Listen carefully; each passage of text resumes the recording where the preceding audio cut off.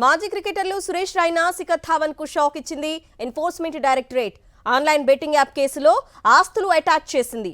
11.14 కోట్ల విలువైన ఆస్తులను అటాచ్ చేసింది దర్యాప్తు సంస్థ. ఇందులో సురేష్ రైనాకు చెందిన 6.64 కోట్ల మ్యూచువల్ ఫండ్స్ ఉన్నాయి. ఇల్లీగల్ బెట్టింగ్ యాప్ ను ప్రమోట్ చేసినందుకు సురేష్ రైనా, శిఖర్ ధావన్ సహా పలువురు క్రికెటర్లు, సెలబ్రిటీలను ఈడీ విచారించింది. ఢిల్లీలోని ఎన్ఫోర్స్మెంట్ డైరెక్టరేట్ ఆఫీసులో శిఖర్ ధావన్, సురేష్ రైనాలను ప్రశ్నించింది. తాజాగా పీఎంఎల్ఏ కింద వారి ఆస్తులు అటాచ్ చేసింది.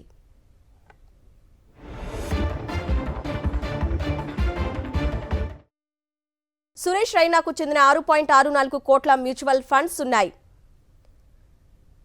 ఇల్లీగల్ బెట్టింగ్ యాప్ ను ప్రమోట్ చేసినందుకు సురేష్ రైనా, శిఖర్ ధావన్ సహా పలువురు క్రికెటర్లు, సెలబ్రిటీలను ఈడీ విచారించింది. ఢిల్లీలోని ఎన్ఫోర్స్మెంట్ డైరెక్టరేట్ ఆఫీసులో శిఖర్ ధావన్, సురేష్ రైనాలను ప్రశ్నించింది. తాజాగా పీఎంఎల్ఏ కింద వారి ఆస్తులు అటాచ్ చేసింది.